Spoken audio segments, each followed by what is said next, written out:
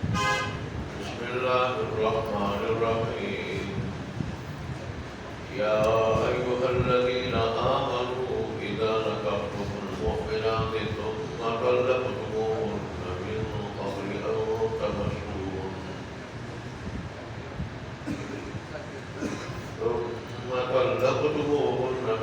قبل أن تمسوهن فما لكم عليهن من عدة تعتدونها فمتعوهن وسرحوهن سراحا جميلا صدق الله مولانا العظيم وصدق رسوله النبي الأمي الكريم ونحن على ذلك لمن الشاهدين والشاكرين والحمد لله رب العالمين. انیس آیات میں رسول اللہ صلی اللہ علیہ وسلم کے فضائل بیان ہوئے تھے کہ ہم نے آپ کو اپنی امت پہ اور دیگر امتوں پہ اور انبیاء کے حق میں قیامت کے دن گواہی دینے والا بنا کر بھیجا اور خوشخبری دینے والا اور برے انجام سے ڈرانے والا اور آپ اپنے رب کی طرف بلانے والے ہیں اس کے حکم سے اور آپ روشن چراغ ہیں.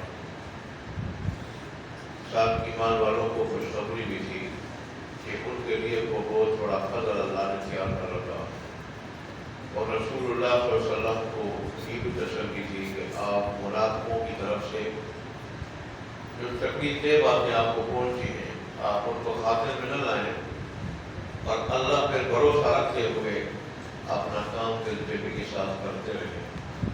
اللہ ہی کام بنانے والا کافی ہے. آج کی آیت میں اللہ تبارک و تعالیٰ نے عدت کا مسئلہ ذکر کیا. تو عدت کی مختلف صورتیں ہیں اور ہر صورت کا حکم الگ ہے. عام طور پہ جوڑوں میں طلاق ہو جاتی ہے تو عام طور پہ تو یہی ہے کہ 3 ماہواری یا عدت سے 3 ماہواری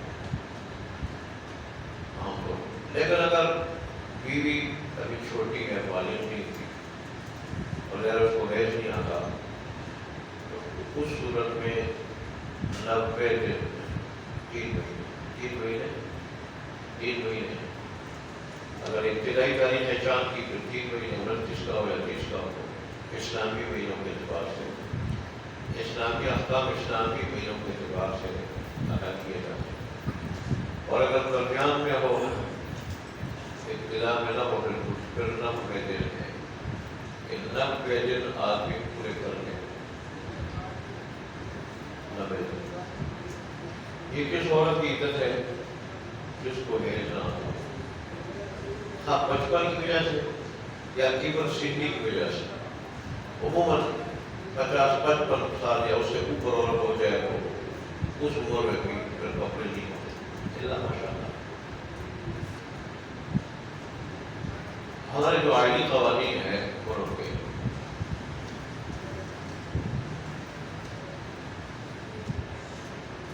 عدت کے مسئلے میں وہ اسلامی قانون سے متضاد ہے. اب آئینی قوانین میں تو ہر صورت عدت کا حکم یہی ہے کہ 90 دن گزاریں. کوئی لوگ ساتھی کونسل سے لے لیں فیصلہ یا کہیں سے لے لیں, کوئی 3 مہینے کے بعد یا 90 دن کے بعد دوسری جگہ نکاح کرو, لیکن 3 مہینے ہو یا 90 دن اس وقت ہے جب عورت کو کپڑے نہ ہوتے جس کو عربی میں حیض کہا جاتا ہے. حیض نہ آتا ہو اس صورت میں, اور جس صورت میں حیض آتا ہے عام حالات میں تو اس میں 3 ماہواری اور 3 حیض.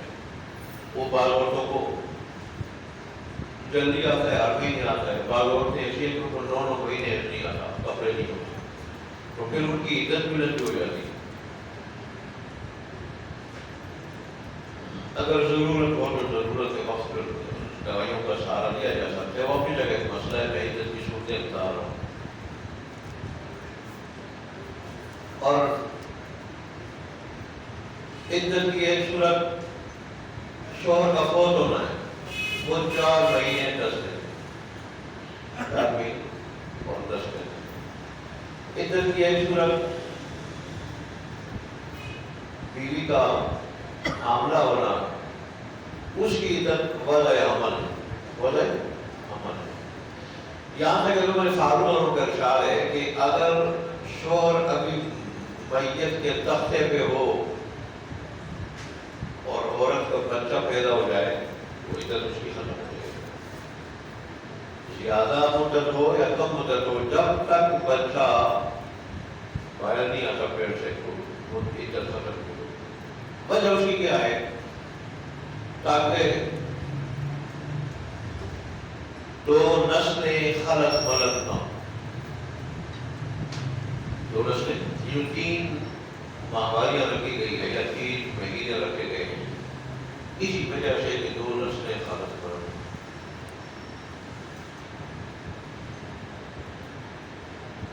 دین اسلام بڑا اعتدال والا مذہب، یہودی مذہب میں کوئی پابندی نہیں، ابھی شوہر طلاق دے دے اور ابھی دوسرے سے کیا کر لے، نکاح کر لے۔ عیسائی اور ہندو مذہب میں طلاق ہے ہی نہیں، میاں بیوی کو موت ہی جدا کر سکتی ہے، موت، اس کے علاوہ جدائی کا کوئی تصور نہیں۔ ہاں اگر بیوی زنا کر دے تو اس صورت میں پھر عیسائی مذہب میں طلاق ہے،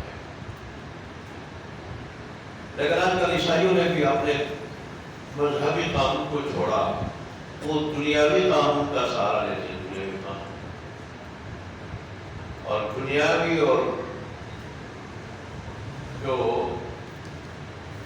ملکی قانون ہے، ملکی اور دنیاوی، اس کا سہارا لیتے ہیں، تو اس کا نقصان پھر یہ ہے کہ 80% طلاقیں ہو رہی ہوتی ہے، 80% بلا وجہ۔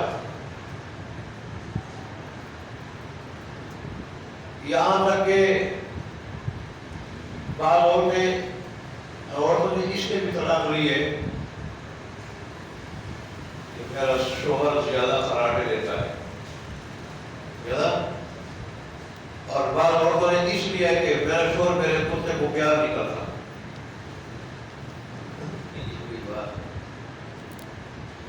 اور بعض لوگوں نے اس لیے طلاق لی ہے کہ میرا شوہر میرے دوستوں کو پسند نہیں کرتا۔ یہ دین اسلام ہے کہ اس نے طلاق کو تو ابغض المباحات قرار دیا، مباح چیزوں میں سب سے زیادہ مقبوض ترین، ناپسندیدہ۔ لیکن اگر میاں بیوی کی نباہ نہ ہو تو اجیرن زندگی گزارنے کے بجائے، عذاب والی زندگی گزارنے کے بجائے،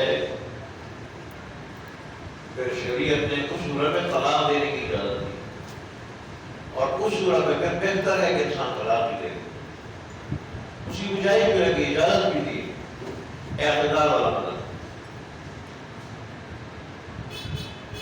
جیسے انسانی حقوق کے عالم بردار آج دنیا میں بڑے کرتے ہیں اور اس کے دعوے بہت کرتے ہیں، اقوام متحدہ میں بھی ادارہ ہے اور بھی ادارے ہیں، لیکن یہ ادارے خود غرضی پہ مبنی ہوتے ہیں، کہیں سیاسی غرض،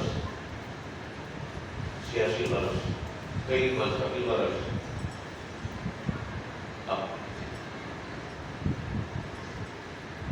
عیسائی مشینوں کو دیکھ لیں، وہ مسلمانوں اور دیگر لوگوں کے علاج معالجے کی آڑ میں، ان کو کوئی مصیبت آ گئی، اس مصیبت میں امداد کرنے کی آڑ میں مسیحیت کی دعوت دیتے ہیں، دعوت دیتی ہیں وہ مشینریوں، دعوت دیتی ہیں، اور بہت سارے لوگوں کو عیسائی کر دیتی ہیں۔ خود تفسیر دروس القرآن والے کے بیان کے مطابق تقریباً انہوں نے کب کہی، 25 سال پہلے کہی، 30 سال پہلے کہی کہ آج تک عیسائی 30 لاکھ مسلمانوں کو عیسائی بنا چکے، یہ تو مسلمان ہیں، بے غم ہیں، ہم حکمران بھی بے غم ہیں، ان کو صرف اپنے بینک بھرنے کی فکر ہے بس. اور جو مسلمان مالدار ہیں حکمرانوں کے علاوہ، وہ عیش و عشرت کی فکر ہے، ان کو عیش و عشرت. عیش و عشرت میں پڑے ہوئے حکمران اپنی کرسی بچانے میں، بینک بھرنے میں لگے ہوئے ہیں، اور مسلمان غریب پھر غیروں کے آسرے پہ کئی مرزائی کو شکار کر رہے ہیں، کئی عیسائیوں کو شکار کر رہے ہیں، اور لاکھوں کی تعداد میں عیسائی بن چکے ہیں، مرزائی بن چکے ہیں، بہت سارے آغا خانی بن چکے ہیں، اسماعیلی بن چکے ہیں.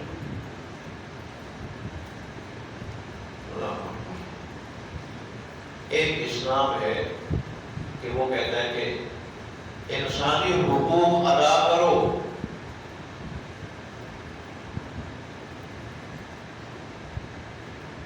اور مذہب کو نہ دیکھو، ہم مذہب والا ہو یا غیر مذہب والا ہو، سب کے حقوق ادا کرو. جیسے اسلامی حکومت ہے، اس کے لے لیں سایہ، عیسائی رہ لیں، یہودی رہ لیں، یا کوئی اور ہندو وغیرہ رہ لیں، اسلامی حکومت کو یہ حکم ہے کہ جیسے مسلمانوں کی جان کی، مال کی، آبرو کی حفاظت ہو تو ان کی جان، مال، آبرو کی حفاظت ہو. مسلمان کو اگر کوئی مسلمان قتل کرنے تو بدلے میں قتل کیا جائے گا. ان لوگوں کو کوئی مسلمان قتل کرے تو بدلے میں مسلمان قتل کیا جائے گا. یہ عزت والا مسئلہ ہے. اس میں شریعت نے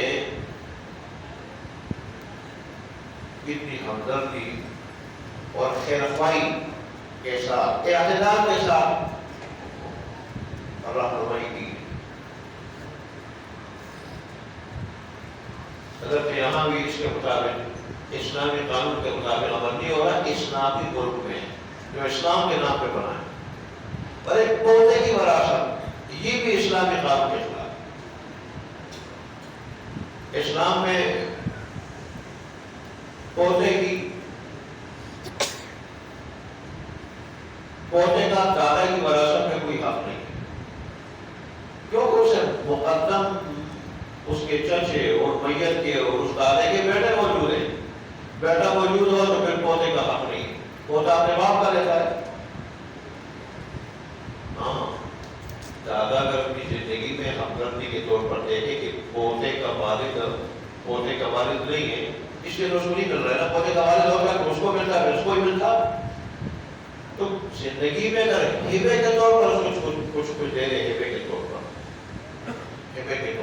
نقد کچھ دے دے، تو شریعت صرف یہ نہیں کہ اسے روک دی ہے شریعت اس کی کہ نہیں روکتی، صرف یہ نہیں کہ نہیں روکتی شریعت بلکہ اس کی حوصلہ افزائی کرتی ہے، حوصلہ افزائی کرتی ہے، مستحب ہے، پسندیدہ ہے. لیکن اگر وہ دادا کو فکر نہیں ہے، غم نہیں ہے، وہ کچھ نہیں کرتا اپنی زندگی میں، تو پھر اسلامی قانون میں انتہائی عدل ہے. پھر جو میت کے قریبی ہوگا، سب سے زیادہ قریب، وہ حقدار ہوگا اس کے مقابلے میں جو اس کا بات قریب. اس میں بھی یہ مسئلہ بھی اسلامی قانون کے خلاف. اور پودے کی وراثت ہے ہمارے آئینی قوانین. این جی اوز کے جو لوگ ہیں وہ ان مسئلوں کو چاہتے ہیں، اور جو اسلام کے خلاف یہ پرویزوں کے کہنے پر، یہ قوانین پرویزوں کے کہنے پر جو حدیث کے منکر ہیں، حدیث کے منکر، دین کے منکر ہیں، جو حدیث کے منکر ہیں، جو کیا بنتا ہے دین کے منکر ہیں، ان کے کہنے پر یہ قوانین شامل کیے گئے ہیں. اللہ ہمارے آپ کا جو عدت کا مسئلہ بیان ہوا ہے وہ یہ ہے کہ عدت کی مختلف صورتیں میں نے بتائی نا. ایک وہ صورت عدت کی جو اس آیت میں مذکور ہے اور ابھی تک میں نے بتایا نہیں، وہ بھی عدت کی صورت ہے. وہ کون سی صورت ہے کہ نکاح ہو گیا، بیوی کے لیے مہر مقرر نہیں تھا، اور حد بسری بھی نہیں ہوئی تھی. امام ابو حنیفہ رحمۃ اللہ علیہ کے نزدیک خلوت شرعیہ وہ بھی ہم بسری کے قائم مقام. میاں بیوی میں ایسی تنہائی کہ اگر وہاں مباشرت کرنا چاہے تو کوئی چیز مباشرت سے مانے نہ ہو، تو یہ بھی ایک اس کے مباشرت کے قائم مقام ہے، خلوت صحیح ہے، نہ خلوت ہوئی ہو نہ مباشرت ہوئی ہو اور جدائی ہو جائے. اگر آیت کے الفاظ ہے کہ تم نے ہاتھ نہ لگایا ہو، صرف ہاتھ لگانا مراد نہیں ہے مباشرت، ہاتھ لگانے سے مراد مباشرت ہے. مباشرت نہ ہوئی، مہر مقرر نہیں ہوا اور اتفاق سے جدائی ہو گئی میاں بیوی کے درمیان، تو ایسے وقت میں بھی شریعت کا حکم کیا ہے کہ اس عورت کو فائدہ ہے. قرآن کا حکم ہے کہ عورت کو فائدہ پہنچاؤ. اب اس کی تفسیر حدیث میں آئی ہے، قول فائدہ کس طرح پہنچاؤ گے؟ اس کو ایک جوڑا دے دینا واجب ہے. اس صورت میں کپڑوں کا جوڑا دے دینا واجب ہے. باہر میں اس کو نہیں مل رہا کہ مقرر نہیں ہوا تھا، اور اب جو ہو گیا مقرر بھی نہیں ہوا، مباشرت سے پہلے جدائی ہو گئی، پھر اس صورت کو مار نہیں ملتا، مار نہیں ملتا تو اس کو جوڑا دینا واجب. جوڑا کس قسم کا ہو؟ جو شوہر اپنی حیثیت کے مطابق دے دے، حیثیت کے مطابق. اور اگر عورت اور مرد کے خاندان میں سے جو امیر ہے غریب ہے تو پھر درمیانہ دے دے تاکہ دونوں کا لحاظ وہ جوڑا دے دے. اور اگر مہر مقرر ہوا ہو، ٹھیک ہے، اس کے علاوہ جو بھی صورت طلاق کی اس کے علاوہ اس میں جوڑا دینا مستحب ہے، پسندیدہ ہے. ضروری تھوڑی واجب نہیں لیکن مستحب ہے، پسندیدہ. مسلمانوں کا اس پہ عمل نہیں وہ اور بات ہے، اس پہ عمل نہیں وہ اور بات ہے، لیکن شریعت دیکھو کتنی پیاری تعلیمات. آج کل تو لوگ طلاق جب بیوی مطالبہ کرے یا شوہر کی زیادتی کی وجہ سے طلاق مل جائے، باپ نوبہ طلاق تک ہو جائے، لوگ تو پھر بال ناک تک کاٹ دیتے، عورت کی ناک تک کاٹ دیتے ہیں. کوئی پٹائی کرتا ہے، کوئی کھیلتے ہوئے نکالتا ہے. شریعت کہتے نہیں، قرآن کہتا نہیں، بڑی عزت اور احترام کے ساتھ رخصت کرنا ہے. اگر اس کو مال نہیں ملا تو جوڑا دینا واجب ہے، ضروری ہے. جوڑا دے کے عزت و وقار احترام کے ساتھ اچھے الفاظ کے ساتھ اس کو رخصت کرنا. اور اگر مہر مل جائے آدھا یا پورا تو اس صورت میں بھی بڑے احترام کے ساتھ عزت کے ساتھ اور جوڑا دینا مستحب ہے. جوڑا دے کے رخصت کرنا یہ ہماری شریعت کی تعلیمات ہے. اگر مسلمان اپنی شریعت کے تعلیمات پہ عمل کرا ہو جائے تو جیسے پہلے دنیا اس کو دیکھ کے مسلمان ہوتی تھی، آج بھی دنیا دیکھ کے مسلمان ہوتی. اس کو دیکھ کے اسلام کی طرف آتی تھی تو آج بھی اس کو دیکھ کے اسلام کی طرف آئے. لیکن آج ہم کیا کر رہے ہیں؟ اپنے اعمال اور کرتوت کی وجہ سے لوگوں کو دین سے پسند کر رہے ہیں. مسلمانوں میں کون سی خرابی نہیں؟ جھوٹ بولنا یہ عبادت سمجھتا ہے. آج کل کون کہتا ہے کیا کرے، اس کے بغیر کام نہیں چلتا، اس کے بغیر کام نہیں چلتا، تو جھوٹ ہی بولتا ہے. اور ایسا بولتا ہے جیسے کوئی باعث اجر کوئی کام، شراب ہی پیتا ہے، زنا یہ کرتا ہے، بدنظری سے تو یہ بچتا ہی نہیں ہے. گھر تک کچھ آتا ہے، گھر تک بالوں پہ جہاں تک نظر آتی ہے وہاں تک دیکھ لوگ وہ لوگ کہتے ہیں گھر تک پہنچاتے ہیں، گھر تک پہنچانے والے. حالانکہ جو آدمی اپنی نظر کی حفاظت کرے گا تو ایک ایک حفاظت پہ ایک ایک مرتبہ دیدار الہی نصیب ہوگا. رضائی میں کیا مزہ ہوگا؟ رب کا جب دیدار کریں گے اہل جنت تو جنت اور جنت کی نعمتوں کو بھول جائیں گے، اتنا مزہ ہوگا اس میں. اور پھر خود کہیں گے اللہ ہم نے تو یہ نعمت ہمیں نہ ملتی تو ہم تو محروم ہوتے ہیں. وہ مزہ ہوگا. اور پھر اللہ تبارک و تعالیٰ ایسے لوگوں کو جو نظر کی حفاظت کرتے ہیں قیامت کی گھبراہٹ سے محفوظ رکھیں گے. قیامت کی گھبراہٹ سے، حالانکہ وہ ایسی گھبراہٹ ہوگی کہ اس سے بہت کم ہی لوگ محفوظ ہوں گے. ایسی گھبراہٹ سے اللہ حفاظت کرے. پھر نظر کی حفاظت کرنے والے آدمی کو اللہ ایمان کی حلاوت مٹھاس نصیب کر رہتا ہے. وہ مٹھاس کے جس کو مل جائے پھر ساری دنیا اس کے ہاتھ سے جانے کے لیے تیار ہو جاتا ہے، لیکن مٹھاس کے جانے کے لیے تیار نہیں ہوتا. آج تو ہم ایمانی حلاوت کے بغیر زندگی گزار رہے ہیں، ہم نے ایمانی حلاوت کا مزہ لیا ہے نہیں. مالک ابن دینار ہمیں فرماتے ہیں ایمانی زندگی کا اور اس کی حلاوت کا مزہ جو آدمی نہ لے وہ دنیا دنیاوی زندگی کے مزے سے محروم ہے، اگر وہ شاہی محل میں رہا ہو۔ ابراہیم ابن آدم رحمۃ اللہ علیہ وقت کے بادشاہ تھے، بادشاہ چھوڑ کے جب اس طرف آئے اور گھر سے پہلے اب سونے کے لیے بستر لیا، گدا لیا، سرانا لیا، پیالہ لیا پانی پینے کے لیے، راستے میں لوگوں کو دیکھتے گئے اور وہ دیتے گئے۔ ایک آدمی کو دیکھا منہ لگا کے ہاتھ سے پانی پی رہے، پیر سے بجے بھی کام چلتا ہے، پیالہ اس کو دے دیا۔ اور دوسری جگہ دیکھا ایک آدمی نے سر کے نیچے پتھر رکھا ہوا ہے، سرانے کے بجے بھی کام چلتا ہے، اس کو دے دیا۔ ایک آدمی ریت میں پڑا ہوا تھا، دیکھا بھی بستر کے بجے بھی کام کرتا ہے، وہ اس کو دے دیا۔ اب سر سرانے کے بغیر ہے، جسم قبر بستر کے بغیر ہے، پانی پینے تو وہ ہاتھوں کے ذریعے یا منہ لگا کے۔ اس حالت میں وزیر آیا بادشاہ سلامت، وہ زندگی زیادہ اچھی تھی، سکون والی تھی، اطمینان والی تھی، مزے والی تھی یا یہ زندگی؟ تو کہنے لگے وہ زندگی اس زندگی کے گھر کو بھی نہیں پہنچ سکتی۔ میں نے جب اللہ کے لیے شاہی محل چھوڑا، بادشاہ چھوڑی، اور یہاں تک کہ بستر سرانا اور پیالہ بھی چھوڑ دیا، اب اللہ نے میرے ذکر میں وہ تاثیر رکھی۔ جب میں ایک مرتبہ اللہ کہتا ہوں مچھلیاں مست ہو کے پھیلا پہ جاتی ہیں، دوبارہ میں اللہ کہتا ہوں تو واپس پانی میں چلا جاتی ہیں۔